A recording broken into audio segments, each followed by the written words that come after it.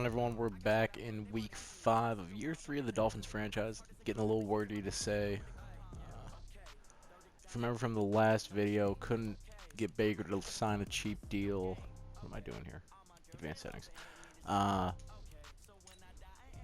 So, gonna have to try to get him to re-sign. Madden 21 is quickly approaching, and I cannot wait. I really can't wait. I mean, A, just being a Dolphins fan, but B, just all the new stuff. And I think EA, and particularly Madden. I'm not too big into other EA products.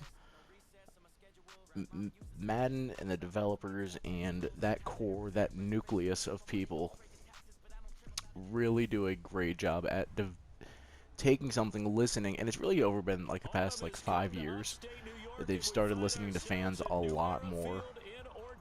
And I would almost bet that it coincides with the Madden ratings adjuster, that as you have players overperform and fans wanted, hey, we want, Ryan Tannehill came in as a rookie and he's a 60-something or a 70-something, he should be an 80 or whatever, just an example. Or Tua comes in at like a low 70, but in a couple after a couple weeks, he does great and starts lighting stuff up. Hey, we should bump him to 75.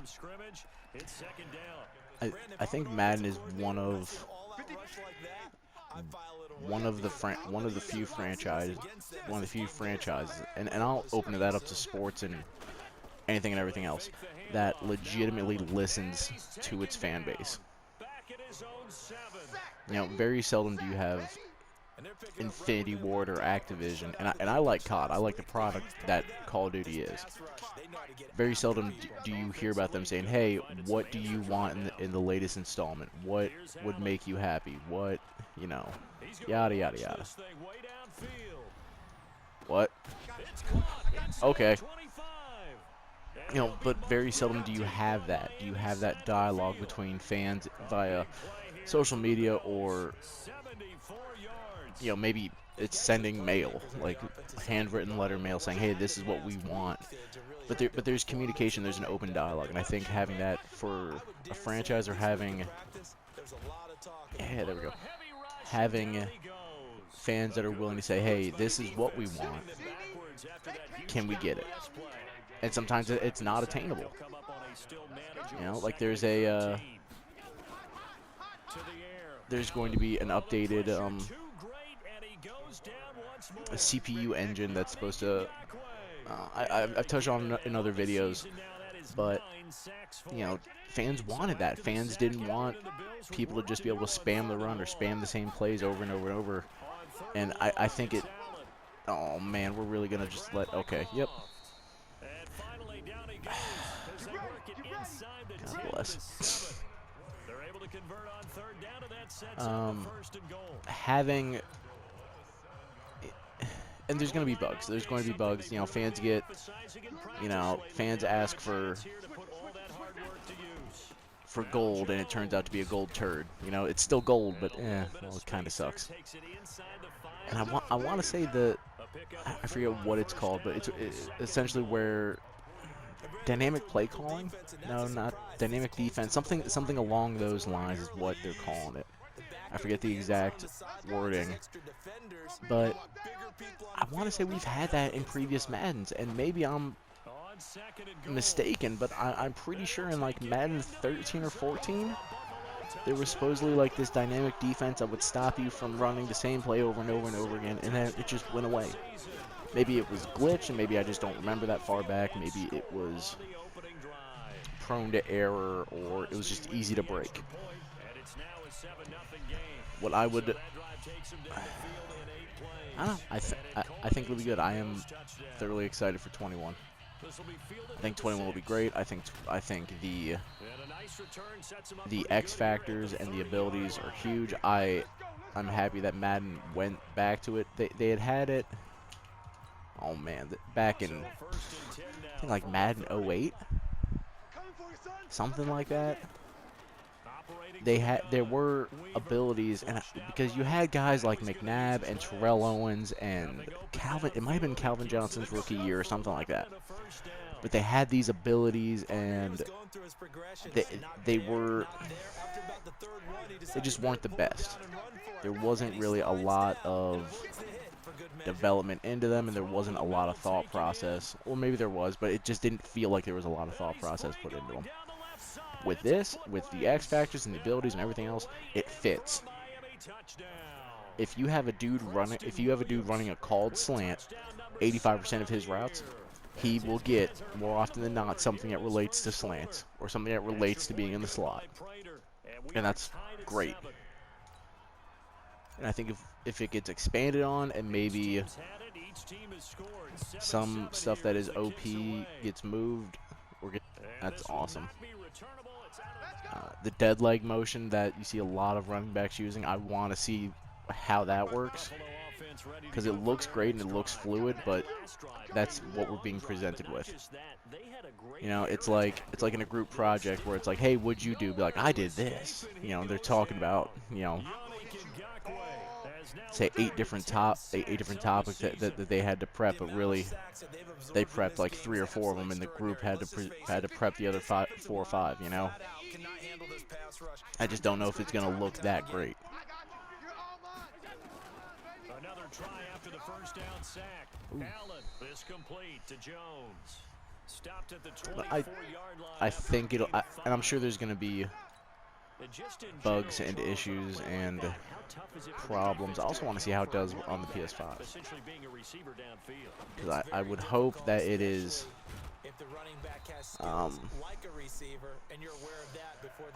I don't know how Madden's going to combat that, how they're going to, or how EA is going to combat that with having to have a functioning game on essentially 2 different platforms, because there's going to be a difference between the PS4 and the PS5, the same way there's a difference between the 3 and the 4 and the 2 to the 3.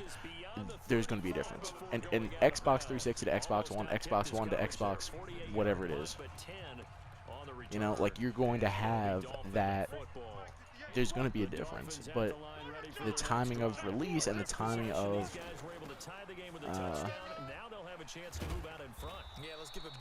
the timing of when the release of the consoles and the release of the games, I think it's going to be a huge undertaking for that's what I'm looking for EA, for 2K. There's a PGA golf game that's supposed to be coming out. I think that's going to be a huge undertaking. Any game that is coming out where it's being released on the PS4, if there already isn't a PS5 version that's locked, cocked, and ready to rock, and I realize the PS5 is going to be a great system, but I have a hard time believing that you can just transfer files from the PS4 to the PS5 and there won't be an issue. Or the Xbox One to the Xbox. I don't know what the new Xbox is called. I don't buy that, because if you could do that, then if you could freely transfer like that, then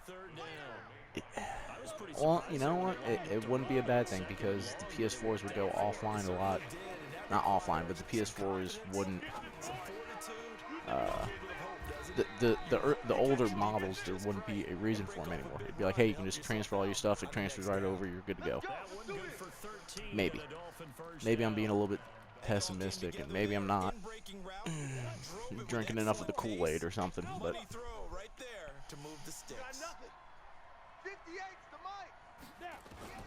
On first down, Weaver. Oh, a battle for it here, and this will be caught. 17 yards for the Dolphins there as they've got themselves a first down. One of the selling points of the corner route is usually the receiver is able to move away from the defender. But in this case, he didn't get that far away. 132 fighter. Leo. Ready? They'll run it now out of the gun. And he'll get about 3 just outside the 10, stopped at the 11. I was watching something on ESPN, and also Skip and Shannon had an expose about Cam going to the Pats, and if the Pats were now Super Bowl contenders and whatever else. I'm a diehard Dolphins fan, and at the end of the day, Belichick is the greatest coach and GM in history, period. He crushes Bill Walsh. He crushes Don Shula. And it's unfortunate that I have to admit that, but that's a reality. Because the Patriots lost a third-round draft pick because of their filming scandal, right? Because they filmed, I want to say it was like since a Bengals practice or something like that, which, correct me if I'm wrong, that's what they got in trouble for Spygate. And they lost, they lost a first-round draft pick out of Spygate? And they had to pay a fine? They had to pay a 1.1 or a $500,000 fine this time, or a $1 million fine, something like that. But they lost a third-round draft pick for literally the exact same thing that they got in trouble for. Now, it's not the Super Bowl, and I get it. It's the Bengals. The Bengals weren't good last year. So this is what the NFL has suffered with it, or has struggled with at different points.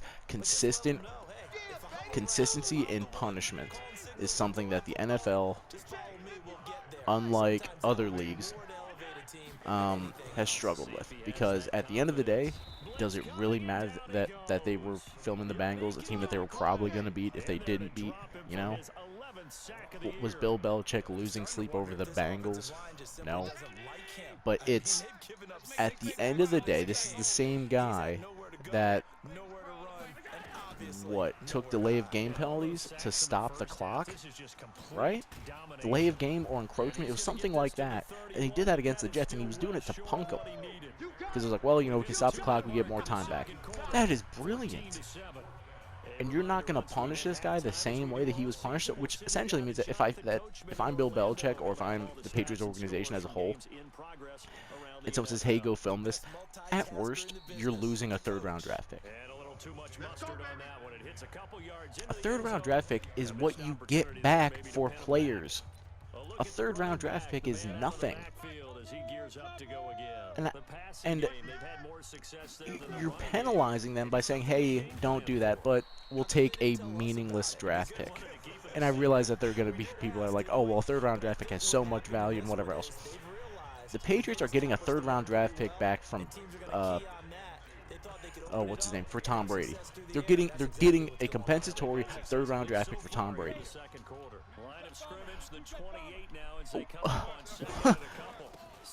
Don't tell me the value of a third-round draft pick, because it's just thrown in there. They're fun coupons. Here you go. You get a third. You get a third. You get a fourth. You get a fourth. They don't matter. So then you're going to tell me that, oh, well, we took money from the organization. You took money from an organization where the owner was going for rub and tugs down in Florida, and everyone freaking forgot about that. As much as I give props to Belichick for being brilliant, the NFL is enabling Belichick to literally do whatever he wants. And if someone wants to argue and say, well, no, it's because it's a lower tier team or a lower caliber team. They play the Jets twice. So what? So they can film the Jets twice a year and not risk losing anything? Well, a third-round draft pick. Okay. Because it has so much value. Okay. It's crazy. It's mind-blowing. So, the Pats went out and they signed Cam Newton. And I think Belichick is being brilliant. Because at worst, you got to back up Cam Newton, right? Because he can ride the pine.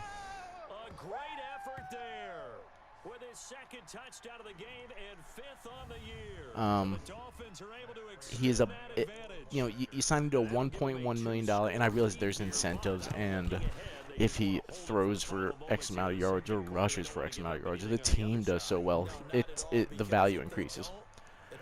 Here's the thing with Cam, and here's the thing with Belichick. Belichick usually doesn't keep three quarterbacks. The last time he had three quarterbacks on the roster, he had guys like Tom Brady, Jimmy G, and Jacoby Brissett. If you remember that, Week 8, two of those guys weren't even on the team anymore. They got traded. Don't forget that. Cam isn't there to to challenge Stidham or to mentor him in any way, shape, or form. Cam is there for trade bait. And if he doesn't, and if no one gets hurt through preseason, and no one gets hurt through the regular season before the trade deadline, Cam is there to get healthy, and then guess what? They're going to make the 3rd round draft pick back because some team's going to sign Cam. That's what Belichick does. And it's brilliant because he's taking the NFL's rules, the precedent and the standards that they've said, you know what, this is what I'm allowed to do. That's fine. I'm not going to cross the line, but if I do, I'm going to be sure that I get enough compensation back. And I realize that, again, we're talking about we're talking about 3rd round draft picks here. The Pats next in the for the 2021 class, and this is what makes again, we're talking about, it's like layers of brilliance and layers of strategy with Belichick. They owned 9 draft picks before compensatory picks and before the loss of the 3rd round draft pick. So then they would have 8. They have a 1st, a 2nd, 2 thirds, 2 fourths, and a bunch of other crap, right? That is just what they have, okay? The 3rd round draft pick, right, that they lost, I already counted that into that because originally they had 3, they're back down to 2, okay? They get a 3rd rounder. It'll be a late 3rd, but they get a 3rd round from Tom, right? They get 2 fourths in compensation, 1 from Calvin Noy going to the Dolphins, and 1 from whoever else they lost. I didn't pay attention to the names, it just blew my mind. So they're looking after all the compensation and everything else. They're going to be in the teens for draft picks. In a draft where there might not, say college football doesn't happen, right? And you're the Patriots. The biggest thing that the Pats would need, assuming Stidham and Cam are bums, quarterback. Named Trevor Lawrence, there's a guy named Justin Fields. Regardless of what your opinion of the two are, they are probably the 2 best college prospects if you don't have a season that you can put the film on and say, what do these guys do and can they fit? You still have a 2nd round draft pick. So for the sake of argument, let's say that, man, our wide receivers have developed so much and they're just absolute studs. You still need a tight end. So then you'll have a Trevor Lawrence who has an accurate cannon strapped to his shoulder, and you'll have a tight end like a baby Gronk. And that's it. You can't. What is the AFC going to do to combat that? The Pats lost Tom Brady, who everyone wants to say is the GOAT. Everyone, a majority of analysts and a majority of fans say, "Hey, Tom Brady's the best there is, the best there was, and the best there ever will be," and that's your opinion, and you are entitled to that. Tom Brady, without Belichick, I think will look. Now it's Bruce Arians. I think offensively he's going to put up numbers. But Tom Brady might get forgotten about because of who Belichick ends up pulling the trigger on. And if he gets a guy like Trevor Lawrence or even Justin Fields, if he gets either one of those quarterbacks, that's it. He's set. He can win that. And I'm sure someone is like, well, Belichick doesn't call the offense. It's McDaniel, and McDaniel's great. And if McDaniel was so good, let's think about this. McDaniel wouldn't have lost his head coaching gig, and he wouldn't have gone back to Daddy Bill. He wouldn't have stayed there for as long as he has, and he would have taken another head coaching job that was offered to him. Because he's had head coaching offers. He's been tied to different places. Josh McDaniel doesn't want to go anywhere because he's like, man, I really don't want to deal with that stress. If all I have to do is call the offense, and I have to report to Bill, and I'm sure working with Bill Belichick can be stressful. But once you get used to it, it's probably not that bad. It's like you get a new job, and you're like, man, all right, I need reports to do, and I have to do all this crap, and yada yada yada. By year 3 or year 4, you're not stressing about the reports the same way that you were, stressing about those same reports in week 3 or week 4. You know what I'm saying?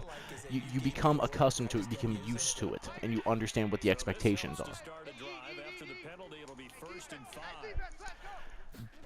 Belichick has managed to just he has such a, it's not even manipulation.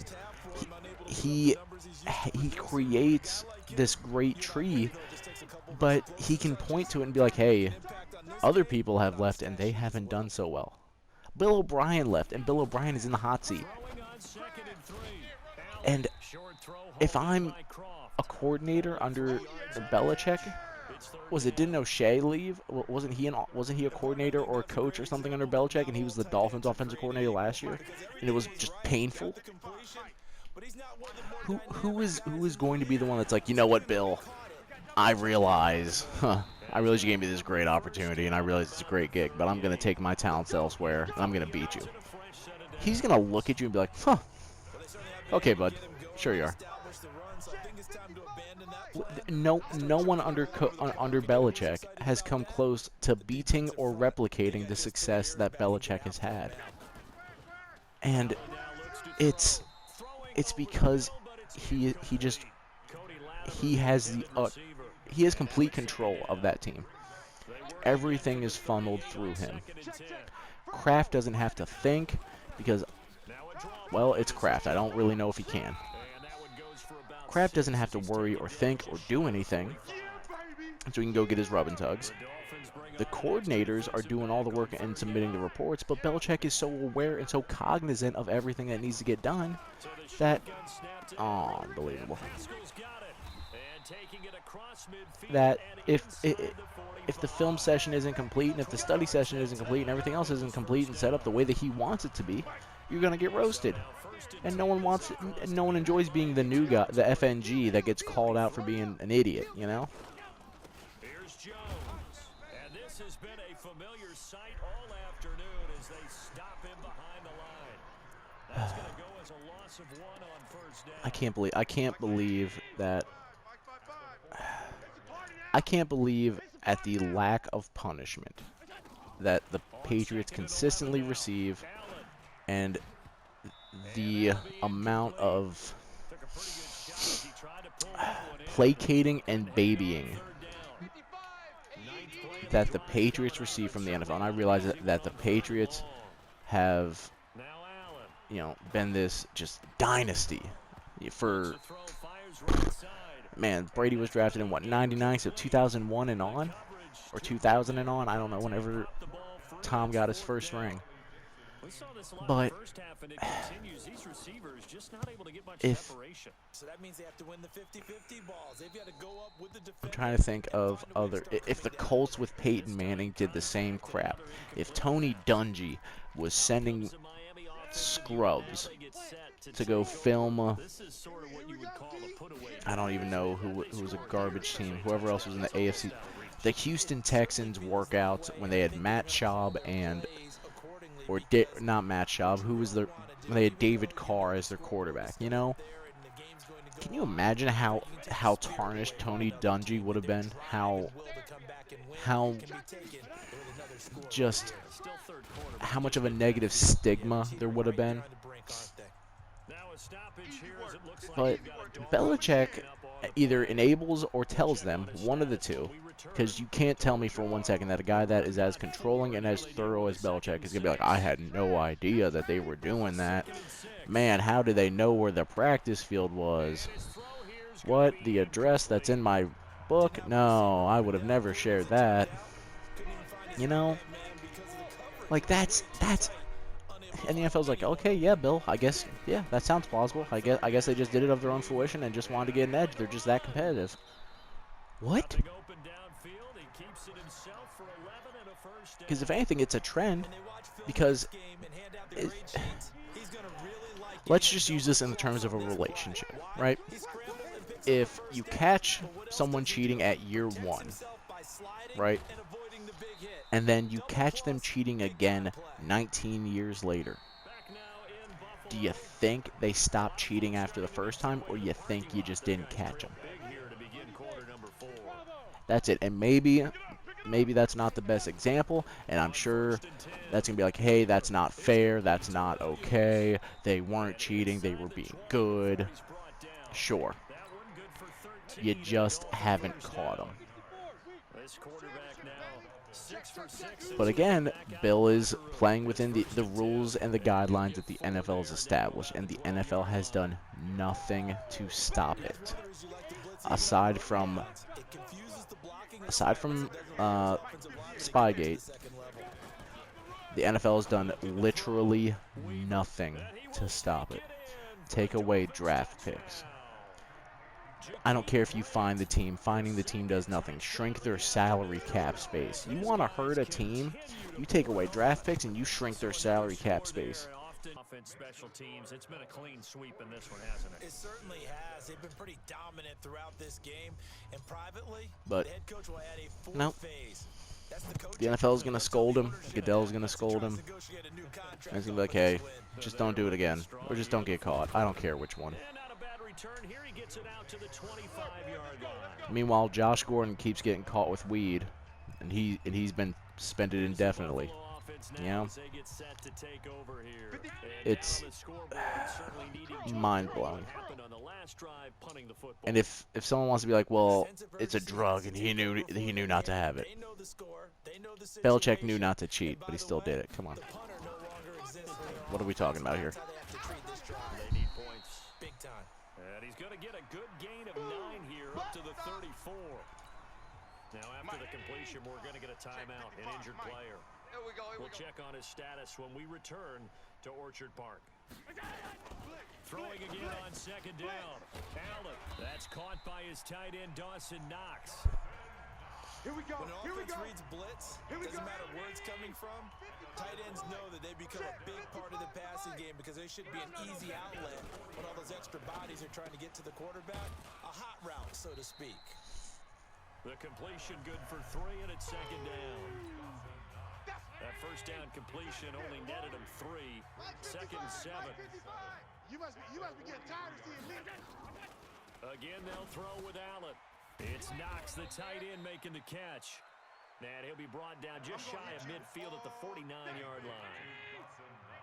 The Bills on third down. They've hit 4 of 7. They need just a yard here. It's 3rd and 1. Allen gonna throw. Nowhere to escape, and he goes down. That's it. Racking up sack number 12 for him on the year. That right now, that's a defeated team out there. I think you can see it totally in their body language. Hands on hips, heads low. It's just been a struggle from the start. Yeah, this team has been thoroughly beaten right from the word go. So possession goes over here on the punt. And the Dolphins will start their drive at the 20-yard line. The Dolphins at the line ready for their next drive. And this game comfortably in hand. The scoreboard speaks for itself, but you still got your starting quarterback out there. When do you go to the backup? Let him get some time. And that's one of the great questions in the NFL. Can't believe you got that one off. Come on, Grant. I'm just going to tell you, in the 2015 season, I commentated on 3. And he will get into the end zone. It's another touchdown. This thing is ugly. And for them, this train, it just keeps rolling, doesn't it? Well on their way to yet another victory. Yeah, it's almost a runaway, isn't it? And you just wonder how anyone could stop this. They got full momentum going, full confidence going, but it's not just their own. It'd be really cool if I could get Jakeem Grant a developmental trade upgrade. Because they see them coming and think, we've got no shot to Pretty sure he was. I'm 90% sure he was the top receiver from last year. And I don't even. He's not at a superstar. So, and honestly, I don't even know if he's at a star yet. Which is just mind-blowing. Here's the Buffalo offense now as they get set to take over here. These guys had to punt their last possession. And maybe I just didn't use him enough in year 1. Maybe I just. Whoa, why am I on? Okay. Well, you know how in baseball, when the pitcher gets a base hit and he's on base, they bring his jacket out to him to keep him. There's another one for Ngakwe. He's the culprit, and that is now his 13th sack of the season as his great year continues. And the job becomes twice as difficult now. After the sack, it's 2nd and 20. Just 2 minutes remaining here in the 4th quarter of what has been a one-sided affair. So it's Bills football here as we get you reset. They're looking at 2nd down now as they search for a consolation score. Throwing on 2nd and long. Allen, now a desperation throw deep downfield. What? His man complete. And he's he's brought down after a very nice game. Let's go. 30.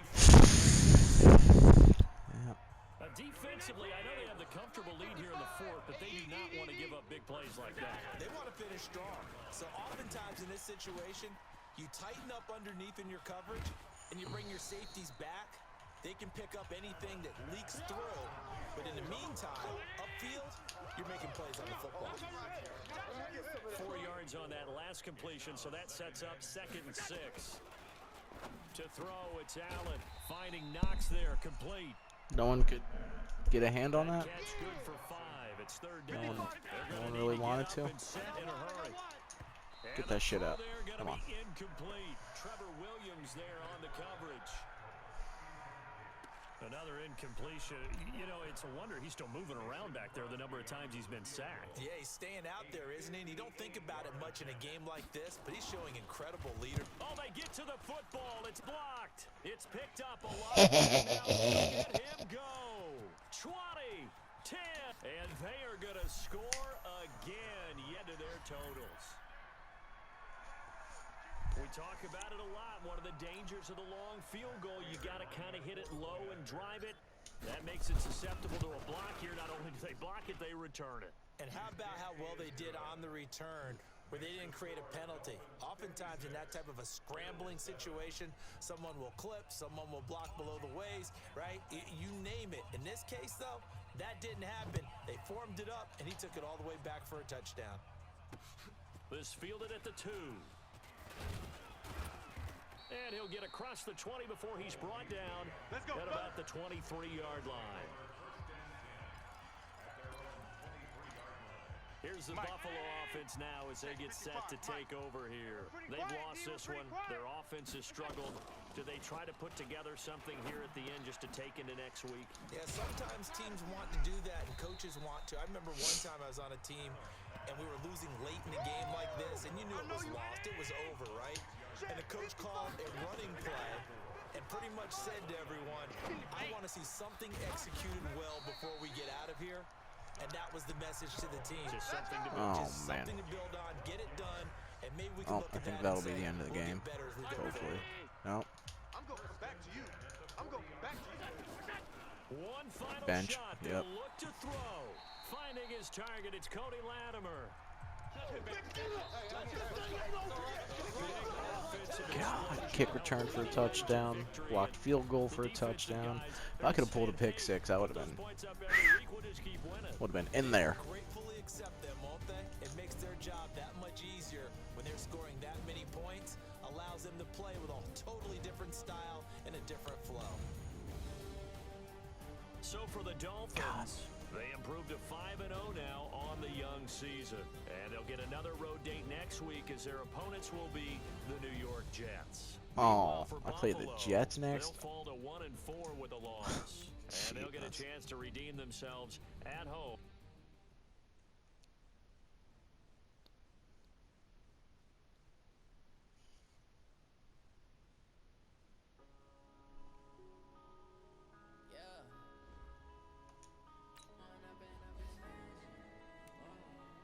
Ooh.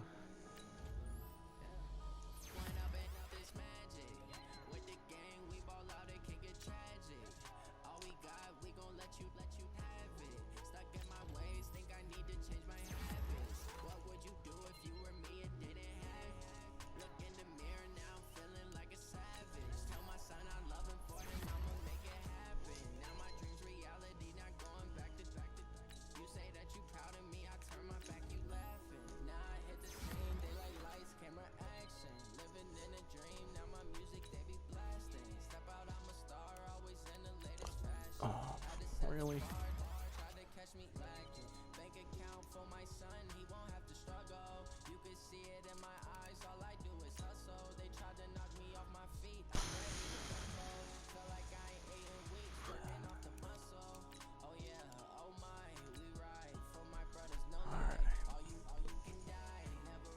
See how the Jets look. See if I can. Still need to try to get Baker to re-sign. Ooh, who's my breakout player? Yes! less than 150 passing yards or get Josh Jones interceptions, tackles, lost sacks. Okay, so if I give up a lot of yards, I'm just going to put him at outside linebacker, and he's just going to maul. All right.